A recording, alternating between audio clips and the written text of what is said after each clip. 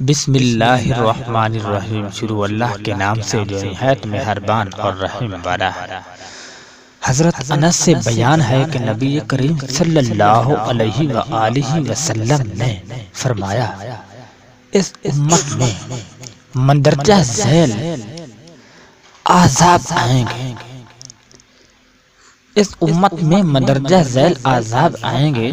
پہلا، زمین میں دھنس جانا، دوسرا پتھروں کی بارش کا آنا، تیسرا شکل و صورت کا بدل جانا، چوتھا یہ عذاب تب آئیں گے کہ جب لوگ شراب پیئیں گے، گانے والی لونڈیاں اختیار کریں گے اور آلات موسیقی استعمال کریں گے۔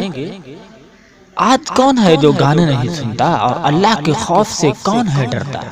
اللہ آپ کو اور مجھے عمل کی توفیق دے۔